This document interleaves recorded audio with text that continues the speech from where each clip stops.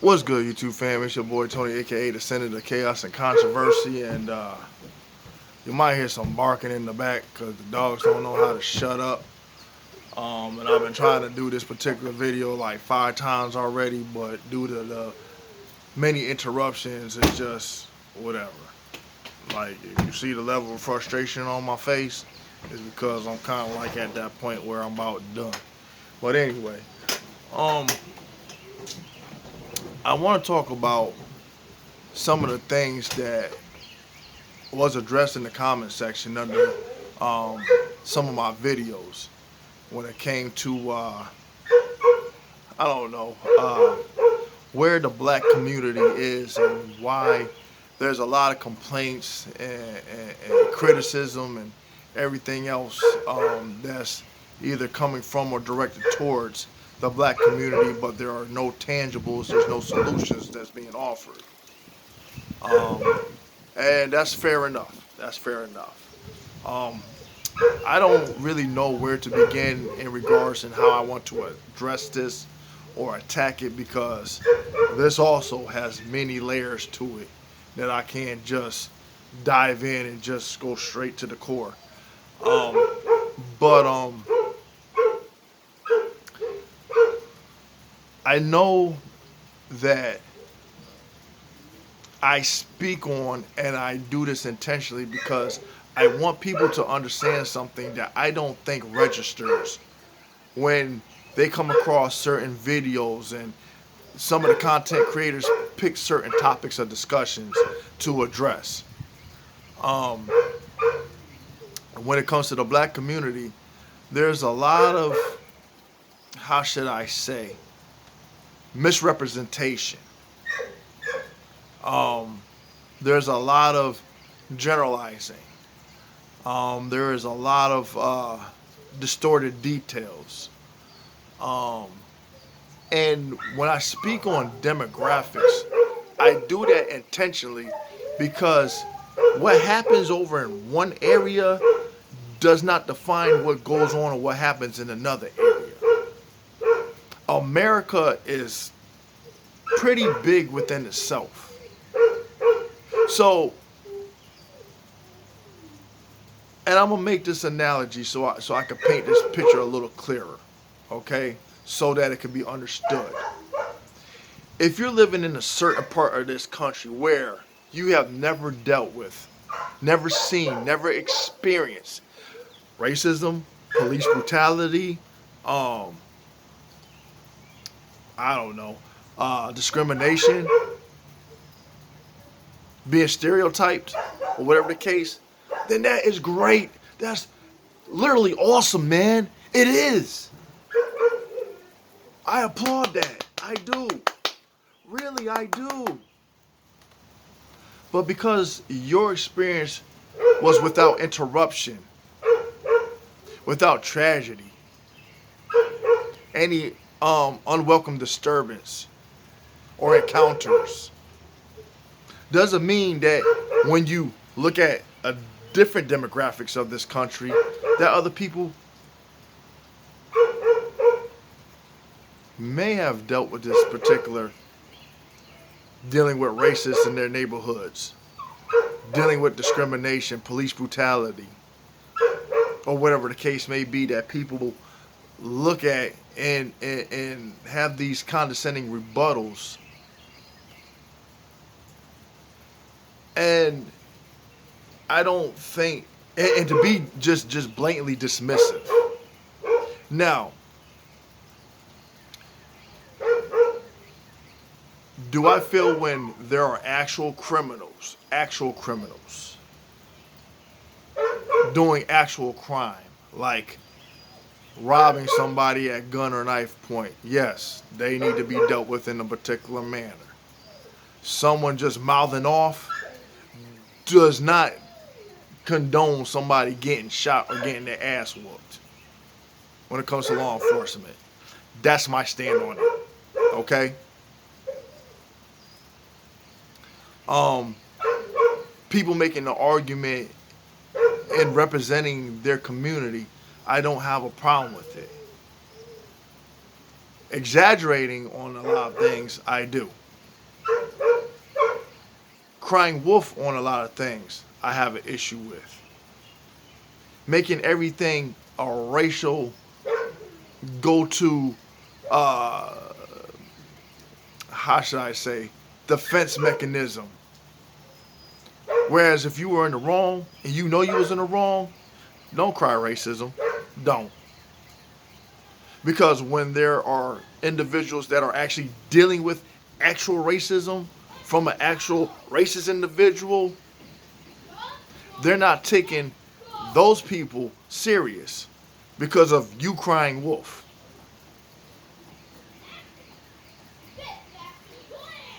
Okay?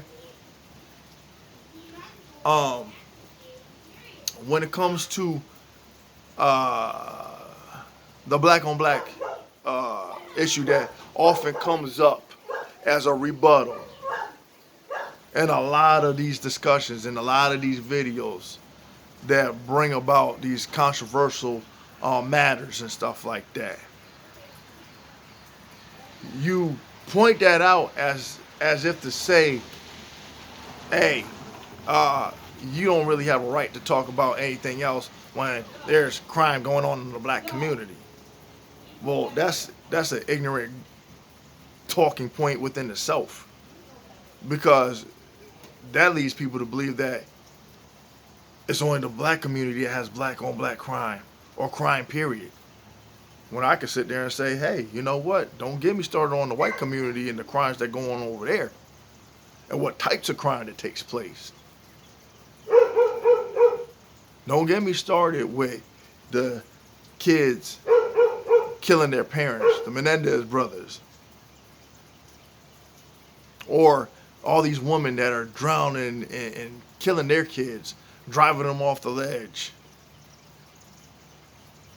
burning them, putting them in microwaves and stuff like that. Or even having the husband kill the wife and his kids. And then you got these mass shootings at these schools and stuff like that. If it isn't a hate crime, where you have people shooting up churches and then they get arrested and then get taken to Burger King.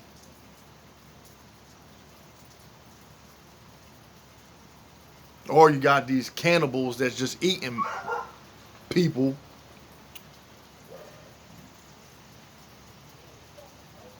I mean, I could go there too, just to prove a point. Okay, I could be just as ignorant to balance the ignorance on both sides. Okay. Pretty much where I'm at is, if you want to go that route, if you want to bring that up, then also while you there sitting there talking about, well, where are the solutions? You know, look at this and look at that. Okay, I've been looking at it. I have observed it. I do have ideas about solutions. But before I can get into that, I kind of overstep. When I talk about certain experiences and demographics, now I want to bring in the analogy. I, as an individual, have had it good growing up. I made some poor choices in life. It is what it is. I take responsibility and full accountability for those choices that I've made in my life. I make no excuses and I point no fingers at anybody but myself. Okay? So I want that to be understood when I'm making my videos, because I tell people many times over, I am no better than anybody else. I am a flawed individual. I don't look down on people to put myself up on a damn pedestal to make it seem like, you know, I'm God's gift too, because I'm not. Okay? I've had my fair share of judgment placed on me by people who presented themselves as being better, but when I found out about who they were, they had 10 times more worse going on in their life and attached to their mess than I couldn't even come close to. But I still didn't judge them.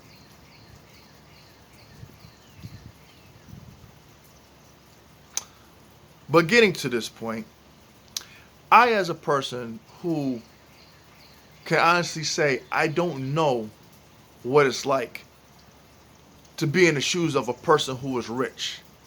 I don't know what it's like to own mansions, be affiliated with certain clubs, members only, to have a yacht, have countless cars, endless credit, a bank account that requires many of accounts, um, that generational wealth.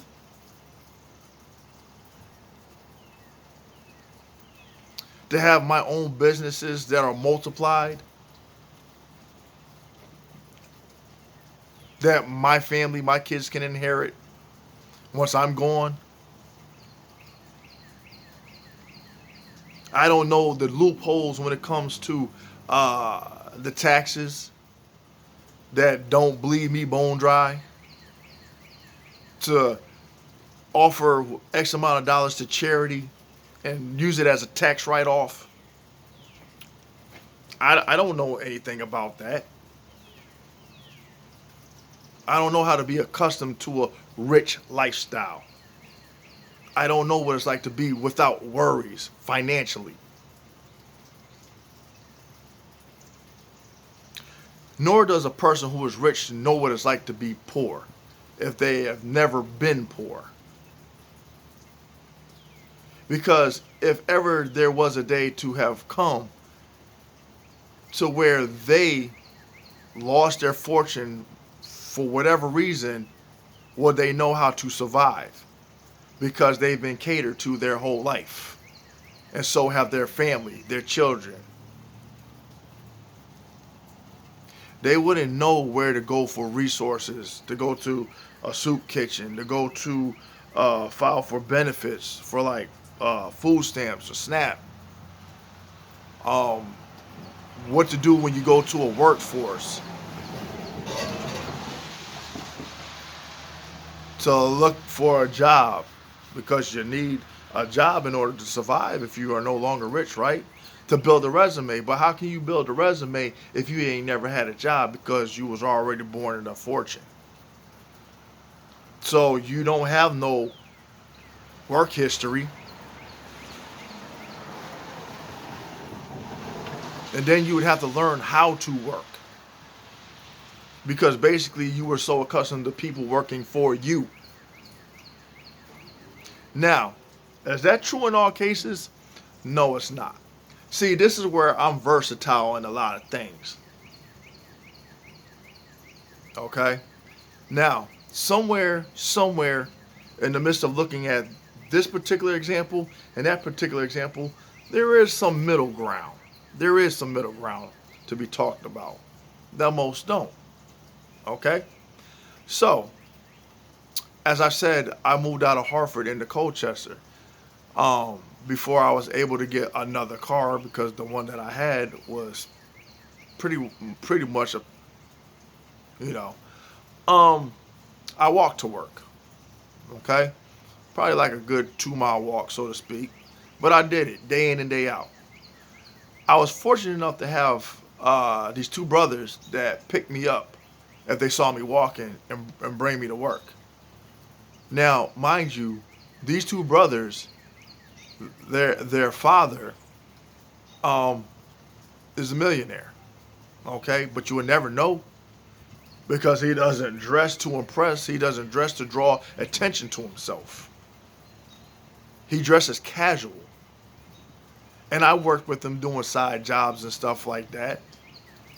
But the one thing that I do admire and respect about their father is that he didn't spoil his sons. He made them learn a work ethic, to not have things just handed to them. He didn't spoil them. He made them learn and appreciate the value of a dollar. He made them humble. Okay? So with that being said, different experiences. There's validation to that. Okay. Um,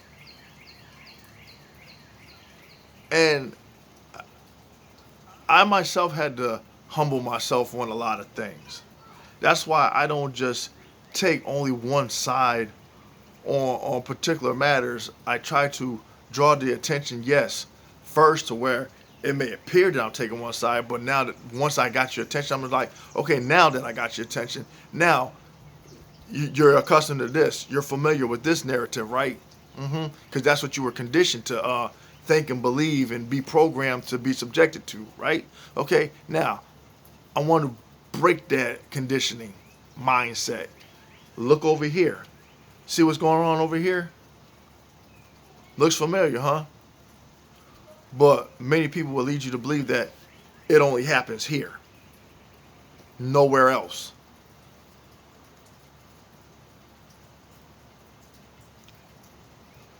Now, talking about the tangibles and solutions, okay? I've expressed my point of view, my opinion about the Black Lives Matter organization. I understood the movement, I respected the movement, and I was in support of the movement within reason. Okay? Um, the organization was a self-interest group.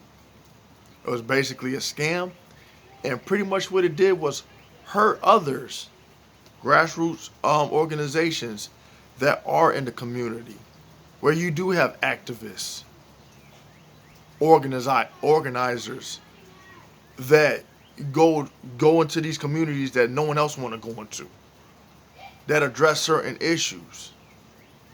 Okay, you have people who were incarcerated, went and got an education, came out, started these programs to help these troubled youths, these troubled teens, to get them out of the gangs, to get them off the streets, away from the drug life.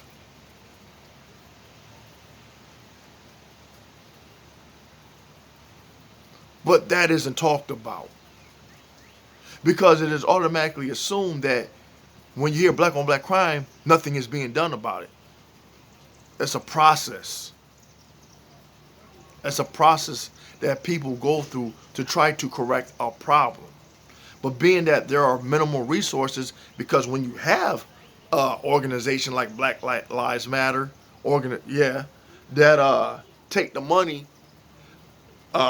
give it to these politicians and a particular party, the Democratic Party, and then take the rest of it and run off, not investing back into the community that supported them, it's a problem. It's a big problem. And because of that example, people don't want to risk donating money to legitimate organizations that are genuine, that are doing the work, that are investing in the communities. So now they got to suffer because of what the Black Lives Matter organization did. Exploited the black community. See, the thing that I want people to understand when you come at me in the comment section, understand I have an understanding about things that I don't get enough credit for. Not that I'm asking for it, but there's a lot of assumptions that are made about me when you go to comment in my comment section. You don't know my thought process. You don't know where I stand. Because I don't just stand in one position where many of you feel comfortable being at, in one position.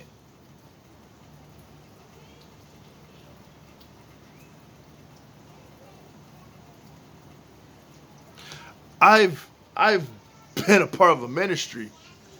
I've been a part of a ministry that took addicts off the street, that have helped people. I personally help people. I was once homeless. I reached out to mothers and their kids and helped them when I had money.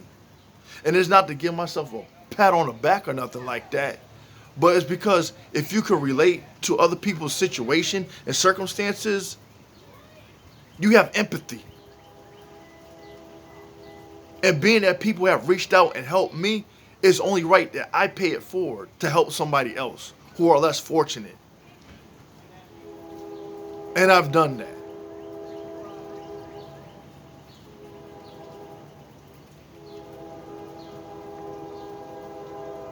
I'm not heartless. I can say, I can say that, yeah, there's a side of me that's an asshole. Yeah, I admit to that right off the back. But I'm not heartless. Now about these solutions. People can say, what about the drug dealers? What about the addicts and stuff like that? I said it before. Well, people no longer sold drugs. If people were no longer, addicts, that will eliminate half the problem. But just like I criticize the Black Lives Matter, I'm also criticizing the police department. You want to know why? I'll tell you why. When you have these high-profile drug busts that gets the national attention, right? You get a multi-million-dollar bust, maybe even close to the billion-dollar bust. Confiscation of weapons, paraphernalia, drugs, and money. Okay? All of that. Right? And it sits in the evidence for some time.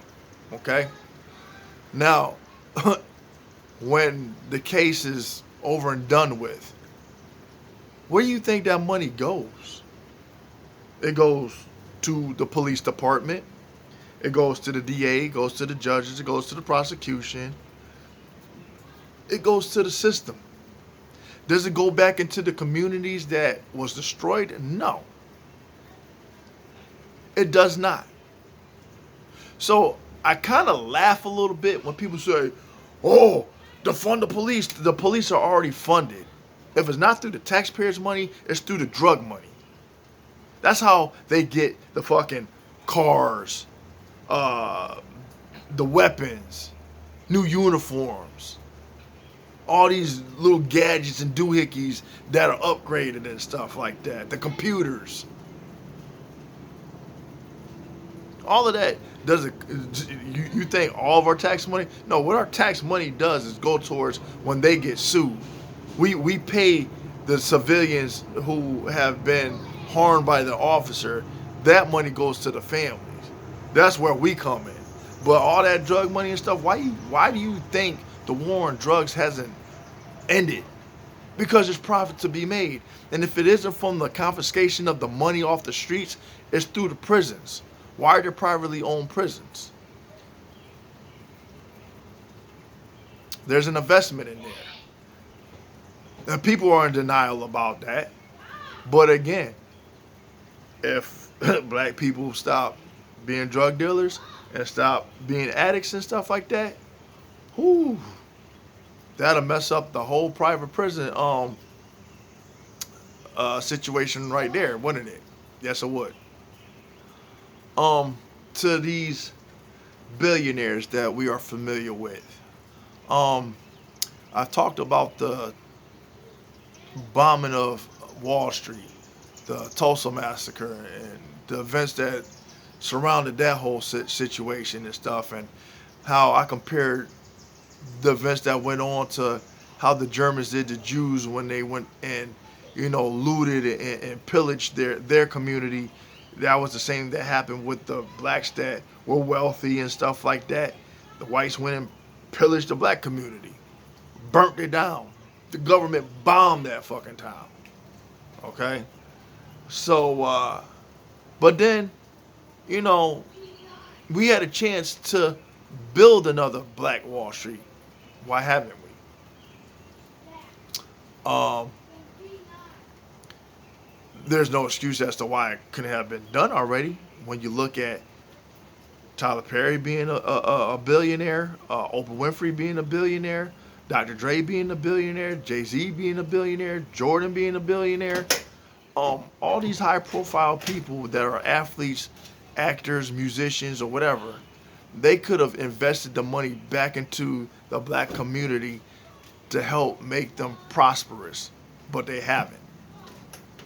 The only time that they have, and this is why I talk about the loopholes when it comes to the rich, they have to donate money somewhere in order to get a tax write-off.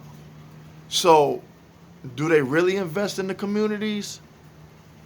I know I've read up on something about Michael Jordan investing in, I think, the fight against police brutality, having something set up for where if there was some wrongdoing um, in the black community, that there was some representation as far as like lawyers or something was concerned, if I'm not mistaken. But outside of that, what about the business opportunities? Creating jobs. I mean, when I look at the people who own Walmart, um, and there's another, Walmart's the parenting company to damn, what's that? It's not Costco's. I can't think of it right up, but it's more of a place where you go shop in bulk. Um, Hold on a minute. I probably asked. Hey, Caleb, what's that other place other than Walmart that you can go and shop in bulk? No, when you buy stuff in bulk, like Sam's Club. There you go. Sam's Club. All right, I'm back. Sam's Club. Sam's Club. That's what I was thinking of. Um, they're making millions upon millions of dollars basically from retail because they pretty much outbidded anyone else that was a competition. That's why you had all these other stores that were shutting down because Walmart came in and pretty much was you know, but they made money. Okay, now you got Amazon. Okay, you got all these people that created something that created, well, I can say put some jobs in the community, but the point that I'm trying to make is that's what people with money in the black community should do. Invest in these businesses or create businesses of their own to help out the black community. That'll be another solution. Don't just hand out charity because everybody knows when it comes to the talk of reparations, just like, oh, no, don't just hand them a check because they don't know how to use it. And in some sense, I can understand that because if you don't know how to manage your money, if you've never been wealthy, you wouldn't know the first thing on how to invest your money wisely where it can make you more money, and not just be tempted by materialistic nonsense that can be taken from you at the snap of a finger. Um, Also, generating generation wealth for your family. When you look at the Rockefellers, the Soros, the George Soros, and other rich people in the world, so to speak. I ain't just talking about this country, but in the world, they invest in the banking system. They got money invested in the banks. Blacks could do the same thing. But when you hear about ownership, when it comes to franchises, like all these sports teams or these like networks, as far as like, you know, Netflix or these media outlets like CNN or MSNBC or, what have you, whatever, Fox. You know, who owns these corporations? Okay. Um, and people want to talk about BET. Well, we all know that a black person really didn't own BET. Okay. And that's just one channel. Oh, then you had the Oprah Winfrey Network. I forgot. Um, but and she's tied in with Tyler Perry. So yeah, but those are just a few examples. But for overall, for us to succeed, you know, and no, you're not going to reach everybody. No, you're not going to be able to get people to be productive. Not a lot of people in the community, and that's to be understood and expected. Um, but it's not to say that it cannot be done. Some things have to be corrected first in order for that to happen.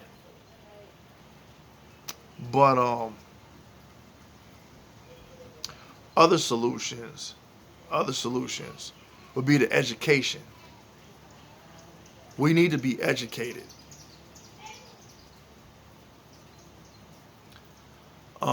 In order for that to happen, well, again, if the parents weren't so much out of the home, busting their ass, working these dead end jobs just to make ends meet, and you know, I'm gonna just say, even though I'm really focusing on the black community because this is what I got bombarded with, um, but this happens in the American households. As Americans as a whole now, that I'm talking about, there aren't the jobs that were once available now to where you can just go work a 9 to 5, come home, be able to pay for your mortgage, pay the car note, put food on the table, pay the utilities, and have money to go on vacation. You don't got that right now. Now you got both parents working 2 or 3 jobs. They're not present in the household. So, you know, I want to say to Brandon Tatum, yeah, I'm addressing him on this. Sometimes it isn't about a single parent household. Maybe it's about a no parent household because they're out there working, trying to survive this American nightmare, and they shouldn't have to.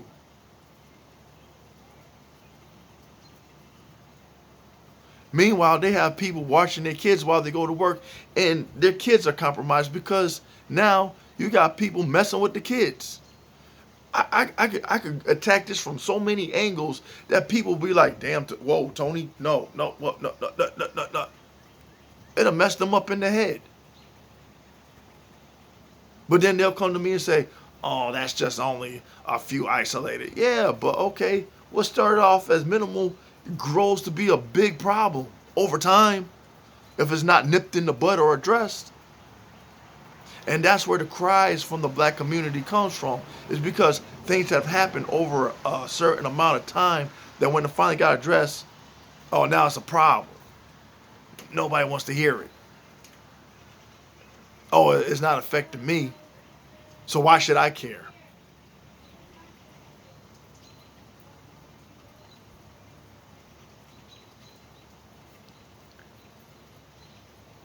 But there's a lot of snarky, condescending, unsympathetic, um,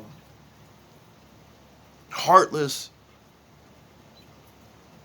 responses that I get. But then if I stepped into the shoes and acted just with that same malice of responding and say, okay, so let me start attacking you on this, and let me start attacking your people on this.